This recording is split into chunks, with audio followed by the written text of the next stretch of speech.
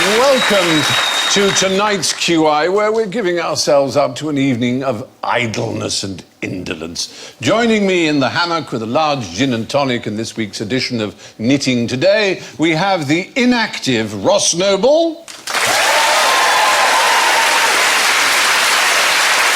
the immobile Dara Briain,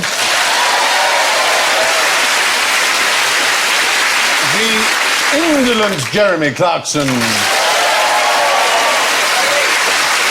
and the simply inoperative Alan Davies.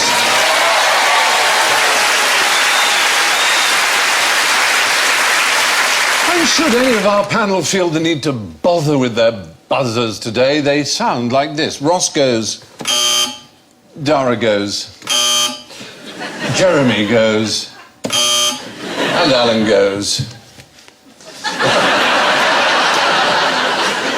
I'm going to go. It's that kind of a lazy day. And before we dive in, I should remind our panel of the Nobody Knows Joker. Nobody knows. Yes, for this series, there may be a question to which the answer actually is nobody knows. And if you think that I've just asked that question, then wave the question mark that Alan has just demonstrated. And with that, we might as well shamble along into a question. I've got my hands on the American nuclear trigger. Without putting yourselves to too much effort, see if you can tell me what the code is. Secret trigger code. The secret trigger code given to every American president between the years of 1960 and 1977. I think that if you've got to remember it under pressure, Yes. and it would be a pressure situation, Surely. beginning the end of the world, it's got to be something quite simple. It's 00000000. That literally was the code. 4 zeros twice, 8 zeros. 8 zeros. I've got it back today. 8 zeros. That was the password. Is that because you're just about, it's the end of the world, and you're going to go, oh.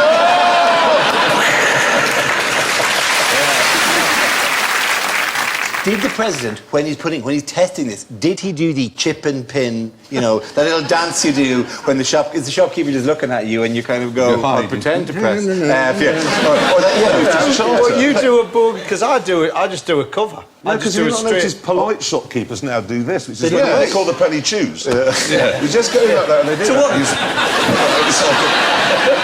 I think it's pretend to do other Yes, numbers me than the too. ones they're doing. Yes.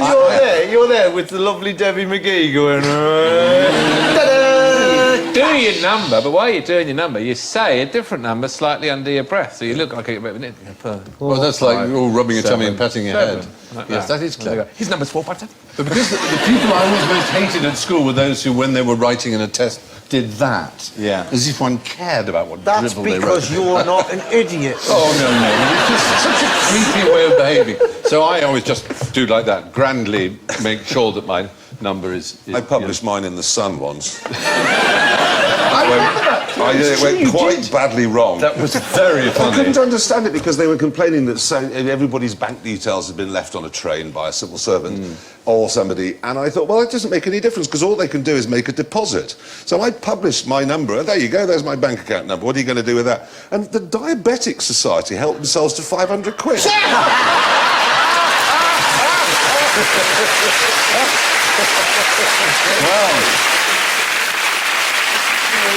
In case you feel smart, the British code, what do you think that was? Crikey. You didn't even have one, is the answer. Basically, it was a bicycle lock key. And to arm the weapon, you remove 2 screws from a panel, like opening the back of a remote control device. And this revealed a sequence of dials. But this wasn't codes, it was merely settings, whether you wanted the bomb for an air burst or a ground burst. You just do it really like that.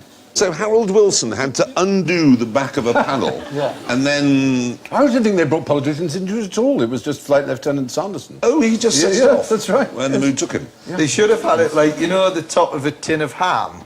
Yes. Well, the world's going to end, but never mind. Lovely ham sandwich. Absolutely. That would have been the answer. As far as passwords are concerned, what do you think is the current state of advice? I'm sure everyone watching probably has passwords for anything from bank accounts to social media. What's the advice? The advice is that you should always have a different password for every single thing that you have. Right. And they must always contain at least 8 digits, some of which should be numbers and some of which should be letters, and you mustn't write them down anywhere. Exactly. That's the point. That kind of advice is useless because there really isn't a human being on the planet, certainly one wouldn't want to meet, who would be capable of holding all those in his head at the same time. And actually, the current advice is don't bother about writing it down because if you've written it down and you've got it in a drawer in your desk, you're more likely to have your password stolen online by malware than you are by a burglar getting into your house and seeing it's written down somewhere. If you need lots of different ones for a lot of different things, do what I do and have each of the 7 dwarves. Oh, you've given it away. I also think a burglar breaking into your house is usually like a lot less interested in information theft That's the point. than he's in selling your that's exactly television. the point. I think it was oversold, this idea of writing it down being dangerous, because there's a complete mismatch between the kind of person who will get your password by using technology and the sort of person who breaks into your house to get your TV or whatever. You've really got to watch them smackhead geeks. They're the ones. They're the real ones. They're like that with glasses on. It's a small cadre of the population. Have you noticed, have you ever tried to wire up a Wi-Fi router? Oh, a minute. When you're on the phone to a man in India and he says, go and read the numbers off the back of the Wi-Fi the MAC router. numbers. Why does it have a password on the back of the router? There's a default password that the routers have that you can change by going in using your web browser. You can access your... Are you a help desk of some description? I am a bloody hell. All my friends call me up with it. Just because I'm a boring nerd, but as it happens. But what you're saying is Have correct. you tried turning it off?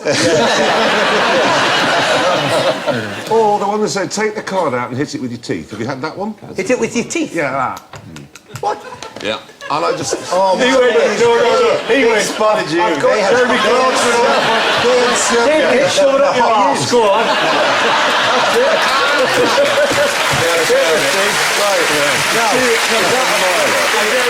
You know that petrol you love so much? Pour it on your head.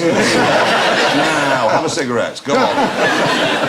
The greatest danger when setting a password is thinking of a word that sounds cool at the time. Because you go, ooh, super spy. That'll be a good one. And suddenly you're in the mood where you go, oh, I'll have a whole other identity. That'll be amazing. I'll be the Raven. Oh, the Raven will be a good thing. And you'll forget your spy name the next time you go to check your Hotmail account. Go, was it the Hawk? No. Was it the Eagle? No. Quick. I've never been able to read these incomprehensible bits of scribbly writing that you're supposed to reproduce to show that you are not catchkas. a bot. You know, Catchkas are called. Yes, that's right. Catchkas are called. The favorite is the ones because apparently computers can't scan in and recognise a wavy 3 or can't tell a kitten from a rabbit, which is the weird thing because humans can naturally go, it shows which of these are kittens, and you click, click, click, and then the rabbit. But the robots have yet to work this out. It's a web change. This is how we will win the war. Which of these 2 animals do you like? I think you've got a problem if it says come up with a password and you're just holding up kittens. The computer's probably confused. I'd rip them off the screen. Is that not what you're supposed to do? Find as many kittens as the computer asks for. Let's send them as an offering. Lots of static electricity. Just leave them there. Put them up there. Do you know what? Static is only so strong. Over time, they will slowly begin to slide down. You know what? That's exactly why I do it. I have a kitten and a puppy, and then I sit there and I bet on which one's going to get. That's why I don't have a computer. But it's strange how the biometric systems that have been in movies for at least 30 years, you know, retinal scans, thumbprints and so on, aren't really used. I mean, there are a lot of laptops that do ask for a thumb, but they haven't really taken off, have they? Oh, I love the eye thing at airports. Do you use this? Yeah. Yes, and it's really good. Get very, very drunk on the plane, so your eyes are completely bloodshot. I'll never do it this time. I'm going to be locked in this box forever. And you know, it always knows it's me. But my favourite, the best one to do in an airport, and it helps if you've got hair like mine, is you know that when you go through the first security bit and they take your photograph, what I do is I do a different hairstyle. And then change it for the next time. And then whom do you think that's inconveniencing more? The security person or you? Who's the one who's having things looked up their bottom I'll tell you and what. missing their flight? Well, you know, there's only so much Whatever time you you can can- kill in duty-free. Why not shove something unusual up there, you know? Go on, guess what that is? Guess what it is? Say what you see. Went to Gatwick. Went to Gatwick to go on a flight to Spain, and you know the way somebody behind you gets stopped and they go, "You've got fluids or whatever," or they go, "You can't do this," like whatever. And they said, and they all started laughing. And they said, "I'm sorry, sir, you can't bring this through, right?" And they took it, and it was like one of those 2-litre bottles of soft drink filled with water and a fish floating around. They wanted to take their fish on They holiday. brought their fish with them wherever they were going, right? And then you can see a man kind of going, "The fish is grand. The fish is not the problem." But the fluid, I'm afraid you can't bring the fluid. Are you sure it wasn't just a Japanese couple and that was their packed lunch? You just have to drink a bit of the water. To prove that this is... Prove it's not a... Presumably drink it fish is until it's already a bomb. proving that it's not bomb. But evidently, You know what? Fish don't swim in they're nitroglycerine. cutting out pain. Being trained to swim in explosive fluid. That is exactly how I found out that I really like baby food. Yeah, that's what they because make you eat they it. say, "Can you eat a bit of the baby food?" And I went, "Yeah, all right." And I said, "Oh, that's good, that." We'll get some more for the child. We'll give her peanuts. Delicious. Stewed apple. Oh, yes. Very Lovely. fine. Anyway, yes, the point is, there's more chance of someone tracking your computer than breaking into your house, and the latest thinking is that you might be better off really choosing a complicated password and writing it down. What's the best way to ensure that you get the best person for any job within a hierarchy? Or indeed, if you like, the least bad person? I'm talking about a principle in the promotion of people within office hierarchies. Everyone gets promoted to one level above their degree of competence. Yes, that is you exactly right. Do you know what that's demote called? someone. Do you know what that's called? There's a name for that. Is it Peter principle? It's the Peter principle. Yes. The idea is, if, say, you start in an office and you're very good at filing or whatever, they say, "Hey, we'll move him up to this or her up to this." They go up to that, she's trying to go to that, move her up, move her up. As you're good at things, you will get promoted. Until you get to the thing you're not good at. And that's the sort of inherent flaw with a hierarchical system. So what would be the best way of electing MPs? Obviously, people have fiddled around with types of, whether there's first past the post or AV or PR or single transferable vote.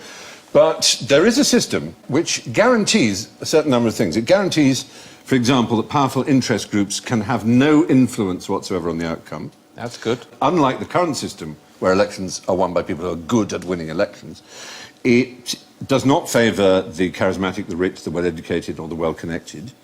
Votes cannot be bought. It's impossible in this system to be corrupt. It's called sortition. It's what the Greeks used. And it is, quite simply, lottery. It is the same way we choose a jury.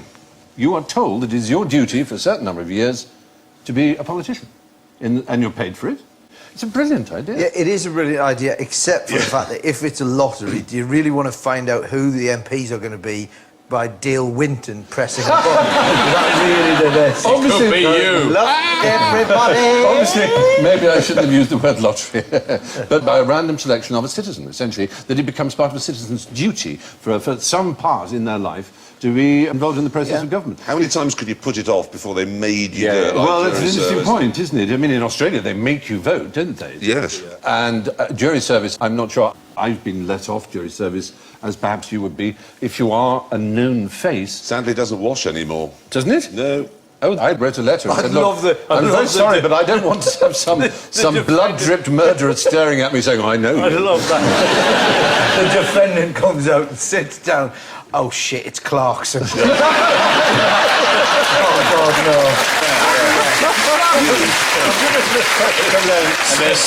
Sinks into his sombrero going, I shall not get justice here. You're not going to believe that I committed the crime. What are the chances of an Italian and a German and a Mexican? Oh, You're clearly guilty because you drive a Prius.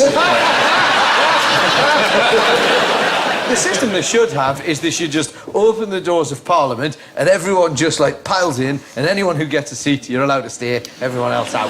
when the music stops, Exactly. you sit down. Speaker of the House with a mouth organ. But sortition is a genuine system that was genuinely used by the world's first really great democracy, Greece, and it seemed to work very well. They believed that the idea of a professional politician with vested interest was inimical to the idea of democracy, rule of people, ordinary people. And that But it was open to everybody, was it? Because there are quite a few people I've just thought of I don't want doing it. well, mostly the ones who want to do it, which are the ones we have. I'm just more intrigued by the fact of it being random punters, but it being done like that Noel's house party thing, where the television shows you. You know, when they flash on, there'll be somebody sitting on a couch. If they then go, and the Minister for Education is John Smith and Cornwall! And they go, oh, shite. No. But anyway, it's worth thinking about, isn't it? It is a fascinating idea that we would have a duty to be politicians. It would stop us moaning quite so much. Why might it be a good idea to use your leisure time smoking 30 cigarettes a day, drinking explosives and eating dried blood? Why would it be? Yes. How might that help one? And indeed, in a strange way, possibly even lengthen one's life. We're in the war here, and there were black ops on both sides. And while we were in Italy, the Italians, who weren't as witless as perhaps we like to think of them as being as an enemy, they sent books of matches as gifts that would drop down on the Allied troops, and inside were little folded bits of paper. And the folded bits of paper said, look, there they were, look, this is how to pretend to be ill, very convincingly. You're going to lose the war. You're having a miserable time fighting us. It's ghastly. You're probably going to be killed. You've got a family back home. You've done your bit. Just pretend to be ill, and you'll get sent home. It's rather clever. And it gives advice for psychological things as well. It says, act as if you hate to be ill. It's quite good psychology. Stick to one set of symptoms, and don't tell the doctor too much. Basically, smoke as much as you can, 20 to 30 cigarettes a day. If you normally smoke as much, double it. And otherwise, there are various other little tricks you can use. Why smoke? I mean, this is before people were going about lung cancer. I know people did smoke a lot. It wasn't about lung cancer. It was about the fact that it made people breathless, and it could bring on conditions similar to cardiac arrhythmia and so on. Okay. Isn't it easier to just shoot yourself in the foot? Well, the trouble is that was such a known thing, a blighty one it was called. I mean, anybody who was shot in the foot in the war, people went, I don't think so. Ear. Yeah, that's it. Shoot yourself in the ear. It's a whole It's a thing. difficult one to get exactly right. Well, The worst is you're going to like end with a bullet in the ground. But I think I could blow my own ear off. Telling you how to paralyse your arm by bandaging a pebble on your funny bone. And then there's a needless drawing of a bottom, figure 1. There's no such thing as a needless drawing of a bottom. That's all I can say. I don't know this is It doesn't feature in any of the instructions. Why is there a bottom? Not mentioned. No. Just there to catch your eye. Advertisers do these days. Meaningless group. But the British, of course, replied in kind, and Yeah. what we tended to do was flood them with books that looked like real German manuals, sporting books, all kinds of things, a Catholic prayer book, and sort of halfway through, suddenly, there would be this list of ways of how to pretend to be ill. And we really did use an enormous number of them. There's a man called Delmer who was in charge of it, Dennis Sefton Delmer, and he hoped to appeal to the sort of Germans' inner Schweinhund, as he called it. And there were manual, step-by-step instructions as to how to fake a wide range of diseases. And they sort of had a double effect. Once, because the Germans knew that they were there, obviously, and that meant they doubted a lot of people who were genuinely ill and sent real ill people back to the front, where they could be, A, demoralised, and B, spread infection. And generally, it's just all part of the strange little things people do. But they also gave a good way to fake tuberculosis, and this is really fascinating. How would you fake tuberculosis? This was a time, of course, well, sadly, we're in a time again when tuberculosis is quite a big threat to the world population. Pretend to be a badger. Well, it's the issue Well, they all of got them. whether or not badgers do or don't. Yes, I know. I can tell which side you're on in the great badger debate. But aside from that, tuberculosis is... Glass, the powdered glass. Well, certainly you have to cough blood is important. Yeah. But the mucus you bring up is going to be analysed by a doctor. This only applies to men, and I think you'll see why in a little while. So get yourself a nice genuine cough by doing a lot of smoking. Tell the doctor you had flu some time ago, but the cough just hasn't gone away, and that there's blood in your mucus. You can add the blood to your mucus, obviously, just cut a finger and just add it to your mucus. You know, that's easy, because he'll want to analyse it. But what do you add to the mucus that would allow him to believe that you might have a tuberculosis bacterium inside? Well, Sperm. you're very close, horribly close. I'm afraid it's a little worse, in fact. What the gentleman must do is not wash downstairs for a while until cheese develops under the foreskin. And they take a little bit of this cheesy substance and add it to the mucus and the blood. And so when the doctor asks for the sputum, you give them that. And a lazy doctor and a pretty averagely competent doctor would be fooled by the similarity of whatever it is in smegma. Just would rather not do the analysis. Yeah. He wouldn't know that it was You're smegma. not just going to send you to a psychiatric ward going, you're eating knob cheese. No, the point is he doesn't know it. You're using your knob cheese because it looks like TB bacillus. You don't... Yeah, That's the point. Yeah, but the thing is, he's going to know, he's going to see the crackers falling out your pocket. The what? Jacob's crackers. You can't just eat it straight away after. You can't. Other crackers are available.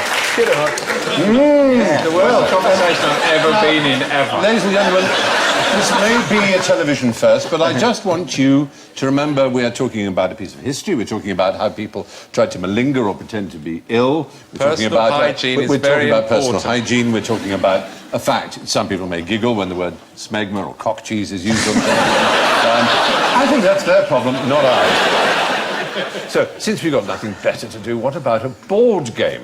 Why was Alfred's game so much more successful than Alfred's other game?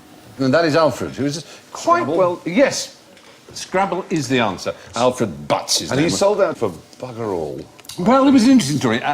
He had the idea of the board and the 15 by 15 squares and the triple letter and double word and so on. And he made them himself. And in the early 50s, it was around in the shops of New York, and it had a great success. It just so happened the chap who ran Macy's, the famous department store, he played it one Christmas and he went nuts for it. Absolute nuts for it. And the following year, it sold 4 million. It was the fastest and biggest growing game in the history of that genre of games. It just completely went wild. And all he got, I say all, was about $1,600,000, Butts, the inventor. But he never complained about it. He said it's perfectly fine. It allowed me to have a wonderful life, and he was proud of it. But he then produced another game, which he called Alfred's Other Game. And that, unfortunately, wasn't a hit, despite the lady in the black busty dress. The principle of the scoring is pretty obvious. You use the frequency of letters in English. The highest possible score you could have from one word has been worked out. I wonder if you know what that word might be. It seems unlikely. Well, it depends if you're heading. The highest I ever got was underpass on 2 triple word scores. That's very good. I did Bezique once and got sort of 200. Yes, you 200. would do. No, that was very low. Well, you would do underpass, though, wouldn't you? Underpass is good. All key words. Well, you've got to use all 7 because you get the plus 50. Yes, you've got to get the 50. But the most irritating thing about playing Scrabble with people is when they use words that aren't in common usage, that are in... They just, back in the early of this year, they announced that GRRL is now a word, but it isn't. No, it isn't. And I basically have my house rule, which is you can't use a word you don't know the meaning of. I just don't think it's fair. No, I go even further. Some people just learn lists of words. Okay. Well, why do it? Why put in a word that you Do you let people have the list of 2-letter words on the show? No. J-O is a classic case in point. I know it playing with means you. love, but I never use the word Joe in conversation, therefore you can't have it. Or people who spell axe in the American way. Without the E. It's just no. Do you know the most commonly played word in Scrabble? Penis. No.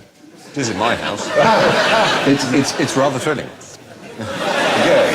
No, not gay. It's a good word. It's a fine word. That's 7. Even more 7 points. КьюАй, thank you very much. Key is the most commonly played word Really? in Scrabble. Because it's a Q that doesn't need a U, and you can just put it next to an I, and if it's on a triple letter, you're immediately scoring Yes, but well. it's not. It's the Chinese for the life force, as you know. Well, if you could possibly play the word, and obviously it would involve intersecting with many other words, because it's longer than 7 letters, if you could get oxyphenylbutazone, there is a technical potential score of 1,178. just for playing that. And I bet you As have. far- I bet you've done it. I've never played. No. Is this called my bluff? Or No. I'll just point out, right? highest- I'm dyslexic. I've never played Scrabble. To me, playing Scrabble is essentially like decorating a bathroom. Oh, Finished. There are games of Scrabble that involve words like bezique, and there are games of Scrabble that involve words like tits. No, I do both. And they do shattering stuff as you look back at a Scrabble board and go, God, we really aren't the sophisticated people we thought we were. The highest recorded single word is 392 for Kaziks, played by Dr. Quizzically Carl. would get you 400, I reckon. That's obviously counting only one of the Zs. Well, obviously, yes. So that's pretty good. But if you got it on two treble words... Yes, that would be the key, isn't it? It would be fantastic. All right, well, we're going to move on to something where spelling isn't quite so Is it important. Boggle next? I like that too. No, this is Monopoly. Strategically speaking, which are the properties that are best to buy straight away, if you can? Are they the ones that if somebody's in jail, people constantly end up starting That's the again point. from If there? you get a 6 or an 8, which are the most likely throws you'll get from a double dice game, you're going to land on one of those as you move out of jail, which is rather appropriate because Vine Street, Marlborough Street and Bow Street are all streets which have in common... Courts. They used to have, yes, magistrates' courts in them. I think they're all actually now in disuse, but... And why is there a dog? Well, that's, or And a hat. Which one would you choose? You'd choose the car, I suppose. Well, it's just a car or the ship. Why would you... Who said I will... Dog. You take a dog for a walk round Yeah, London. but hang on a second. You'd go for the dog over the iron. I mean, let's be given a choice, you go, right, dog or the iron. In most scenarios, dog is a better option. True. Greyhound racing. Yes. Poof, they're off. Oh, the iron's lost again. Quick, the criminal's getting away. Release the iron. Johnny, I'm going to get to that formication in the next while. What are we doing, Do we know how they arrived at the idea of an eye and a dog ship? Apparently, one of the theories is that these were all things that were on his wife's charm bracelet. His wife had a charm bracelet, the inventor of the game. She had a ship on her charm. Happy Christmas, darling. Here's an iron. She might To remind you of the indentured Yeah, servitude of our married life. Here's an iron. Now go walk the dog, my top hat. My next question on idleness is, what did the Dormouse do on his gap year? There's a Dormouse, aren't they charming? Yeah, sweet. I suppose this being QI, you know that probably the most obvious thing about a Dormouse is... They sleep in teapots. Well, there is... According to Lewis Carroll, they sleep in They're teapots. very which is charming. quiet. They're not mice. Obviously, And yes. they're not That's doors doors. either. So nor are they doors. They're neither doors nor mice. It's possible that the dorm is the key. It's the dormancy of them. Sleep. The fact they spend so much of their time asleep. They're the only animal that will hibernate for 18 months sometimes. No, look at him asleep there. Bless He's him. dead. Oh, shut He is being killed. That creature has been killed by those falling nuts now. No! Tried to pick it up. Boom. You got TB from a badger. They live a surprisingly long life, the small What if animals. they sleep for 18 months? 18 months? What they do is they see how the harvest is going to be on the beech trees, like from very early in the season. If they think they're not going to be many nuts this year, they just go, well, I'll sleep till the next fruiting season and see if that's a better one. And they eat as much as they possibly can. They put on huge amounts of body fat, and they can sleep for that length of time. It's quite astonishing. A strange animal thing I have, our house, you can see the river in the bottom of the garden. Yeah. And we were showing this to some people who brought their kids for like a barbecue. And a squirrel came down off one of the trees and scampered out to the edge of the water. This is the Thames now. And then started swimming in the water towards far. And it's great. And you could see the ripple where he was going. The tail, when wet, thump, it disappeared. And we're all going, oh my God, this is fantastic. Look at the squirrel swim. And then all the parents go, Jesus, I hope he can swim all the way, because otherwise we're encouraging our children to look at a squirrel drown. Someone go out. Get out there just in case he doesn't make it. Yes. I'll go. And then the squirrels think, Jesus, they're coming for me. But tell me it did make it. Disappeared from view, but then emerged at the point where parents go, oh God, we have to explain death to these children from this thing. Emerges out of the water, shakes himself off, tail, thump, runs into the trees on the other side.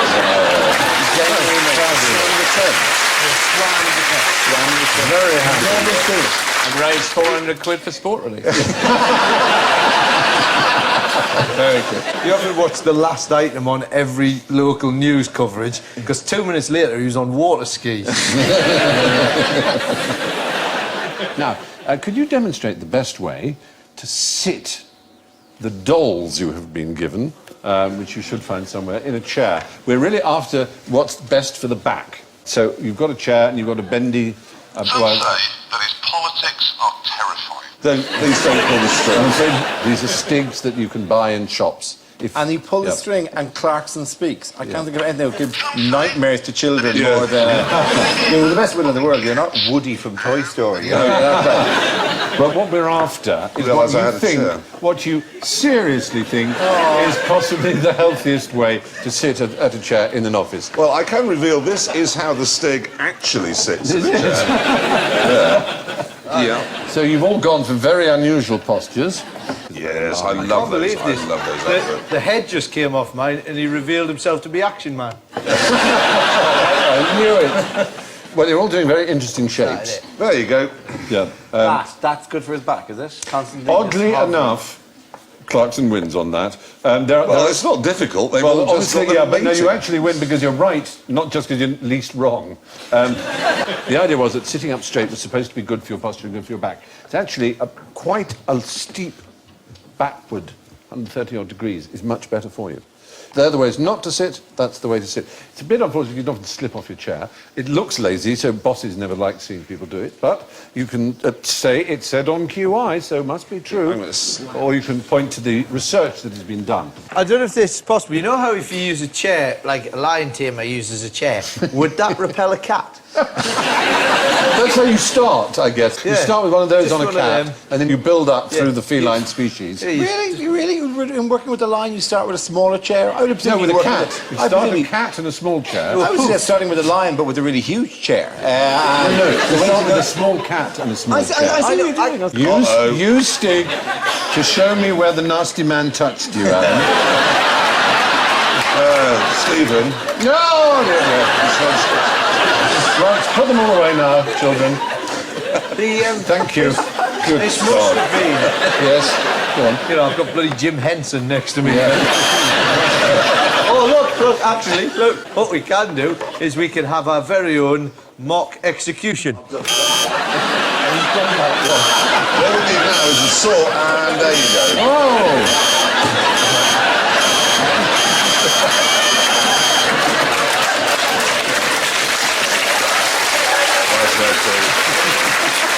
Just because you revealed his identity in a book, you've got to fry him. It seems unfair. Moving on. If you can put away your toys now, please, because thank you. Let's have an ingenious interlude now.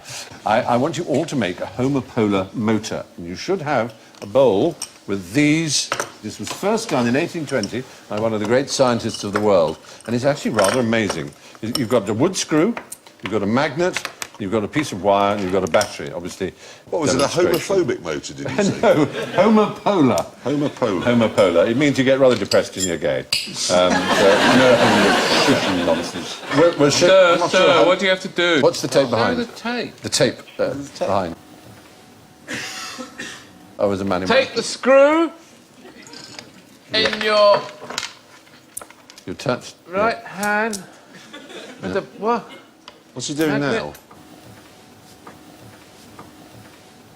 Is that just stuck to the... What's he done? Oh, I see that. That's it. Okay, hang on. That's it. Holy moly, if that this is works. great. And the extraordinary thing is how fast it goes round. Jesus. It spins round so Oh fast. yeah! It really, really does. Still going! It's still going! I'm not even connecting! Why doesn't mine work? How is that working? Look at that. And what happens if I was to use the power from the buzzer and just stick that... It's still going without the wire being involved. It's slowing down, isn't it? It's what? It's slowing down. You can't, You don't need the wire. It's still at some... Your finger might be completing the circuit. I've got sparks! I've got sparks! Dropped it down there. Oh dear. Perhaps you could be kind. Thank you. There you are. Michael Faraday demonstrated it all that time ago in 1820. So strong. And the ingenious thing about it is, as you see, that the speed at which it goes around, there's almost no friction. It goes around about 10,000 RPM. All right, now, into the ice-cold shower of general ignorance we plunge ourselves. So put your fingers on your buzzers if you could, and if they're still working, Ross. We live in a spiral galaxy, don't we? Yes, thank you. Fine. We live in a spiral galaxy called the Milky Way. How many arms does that spiral have? Yes. 2. No. Nobody knows. Yes, you're right, we don't know. Very good.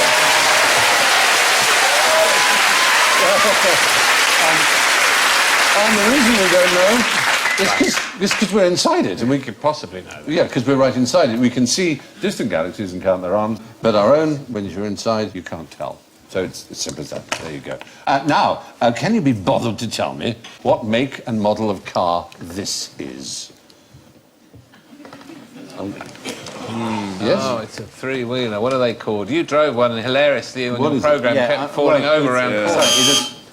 Is it a Robin Reliant? A Robin Reliant? It's a Robin. I'm just really mean of it because I knew someone was going to do that. Because everyone calls it a Robin Reliant. It's not a Robin Reliant or indeed a Reliant Robin. That is the Regal Supervan. Yes. The actual Robin was a different model, but for some reason that's the one that's stuck in everyone's head. Right. And there's the one that gets in the way of Mr. Bean in his Mini as well. People think that's a Robin Reliant, but in fact they are these Regal Supervans. I believe you have driven a Reliant Robin. Would you like to remind yourself of that experience? Yes, this was setting off in it. Sheffield. It was Sheffield, was It it? was in Sheffield, and you it's get to the very very funny. first corner. That was a fast one, and then it rolled over again. And then it rolled over all day. Then it rolled over again, and then it rolled in the river. No, apparently letters came to your office once saying that if Mr. so-called Jeremy Clarkson On so-called gear, knew how to drive the Robin, he would know that you cannot drive it at speed. Yes, as if you were all incredibly disappointed by that. Yes. sort of- Oh no, it's rolled over again. I must remember to drive more dear. carefully. It's a completely boring road test. So I believe you then challenged the Stig to drive it on the track. He rolled it over. On the first corner. It's unbelievably comfortable to roll over it. You'd be very surprised as it flops over. I don't know why, it's the shape of the front wings, and it's just, oh, that's nice. Because, you know, it's quite annoying to be sitting bolt upright, and everybody looks a bit idiotic when they drive. Everybody does. If you actually look at people in a car, and so to just think, I'm a bit weary, and they just go, oh, yes, and have a lie down. I once flipped a Land Rover. I had a Land Rover. So the thing went over, and went bang, like, it went onto its roof, onto its side. And I was my wife's lip gloss hit me in the face. And then the sat-nav that was on the dashboard just came crashing down, and I was lying there, the dust was all over the place like that, and the sat-nav went, off route, recalculate. If possible, do a U-turn. It was a marvellous... I've just remembered when we did the rolling the Reliant Robin over, needless to say, health and safety got involved. And they made us take every single thing out of the car, including my cigarettes and cigarette lighter, lest these catapult themselves around and smack me in the eye. So every single thing had to be taken out. And then they put in this sort of, those window-breaking hammers with a very sharp point, very substantial piece of steel, a window punch. And they put that in the centre console. And the abiding memory I had as the thing was this spike. The safety equipment bloody nearly took my head off. Well, that's unhealth and lack of safety gone mad. I'm thinking of training as either a doctor or a vet, obviously. I want the... oh, good God. I want the shortest possible course. Which should I choose? Which is the quickest one to become? I'll do it. OK, ready? Yeah. Doctors. There you go. Yes, people have it in their heads that for some reason it takes longer to qualify as a vet than as a doctor. In fact, it doesn't. By about 2 years, it doesn't. A veterinary degree takes 5 or 6 years, depending on the course. But to become British GP, you must train for a minimum of 9 years. There's 5 years you may get the word doctor, but at least... and then 12 years if you're going to be a hospital consultant. So. How long was it for vets? Vets was, well, depends on the course, but 5 or 6 years. OK. Yeah. And then they have the highest suicide rate, do they not, of any job? Because the only people who want to be vets are people who love animals, then. Yes. And most of the time you're... They just, what you do is I love animals, I so want to be a vet when I grow up, and you study for 6 years, and then all you do is drive around the countryside killing animals. My dog's not well. You just my horse, it's been in the family. Eventually, it's going to get to you. Eventually, you're just going to get fed up with If you're doing them 3 at a time, it's surely already. And also, you're not quite as emotionally attached as you previously were. You're popping them gang styly. You're doing it on the back. You're lining them up 3 in a row to see how many you can do with them. I mean, I'm sometimes terrified when Albert comes to shoot the donkeys or the horses. Donkeys or a horse. Donkey or horse, you decide. When you did that sound effect there, that's the end of EastEnders. You said it to now, in my head, every time I watch EastEnders, and they just go... Horses are dying. Should have been leave now, and you just hear... I'm just going to imagine bleeding donkeys falling. It should have been the music for James Harriet. That's what it should have been. And now, all creatures great and small. That's how it starts. Well, the fact is, it will take you at least 9 years to train as a GP, whereas vets can do it in 5. Now, which gets more from charity in the UK? Animals or humans? Oh, it's donkey sanctuaries, like it's animals. No, we like to think of ourselves as an animal-loving thing, and we like to tell stories of how mad people have given huge sums to donkey sanctuaries or whatever, but in fact it always has been the case that far and away the most money we give is to human charities, and in particular one kind, if you can... Well, actually, children's charity... No, not children's charity. That isn't the... Is it cancer? Obviously, some children riding on the backs of sick donkeys. Yeah. You give a lot more to animals than you do to the old. That may be true. Yes. They've just amalgamated the two major old people's charities, haven't they, the time, and I don't have those figures. Sorry, I thought they'd amalgamated animals and old people. Which would be... what you've created there is a sort of... What you've done... What you've done... They've got it with venison, and they're called old deers. Yeah. Hey! Basically, yes, cancer research gets the most by massively in front. Children's charities do well, and obviously some of those are also cancer-related, but not as well as the National Trust. The National Trust gets more money than children's charities do. The RSPCA is Britain's favourite animal charity, but even that has never been in the top 10 of British giving. Which brings us ambling idly towards the scores and what reading they make. In last place, with an impressive minus 15, Dara Briain.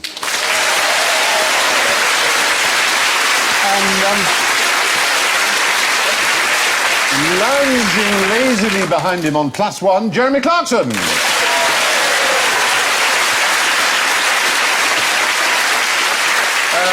Just a little bit ahead there, though, on +4, it's Ross Noble.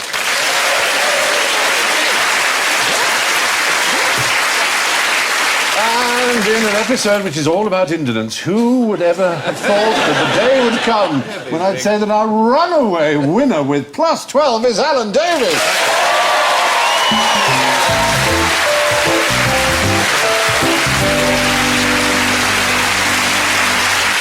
Well, that's all from its indolent edition of QI, so it's good night from Dara, Jeremy, Ross, Alan and me. And if it's any consolation to our losers, I'll leave them with these wise words from James Thurber. It's better to have loafed and lost than never to have loafed at all. Good night.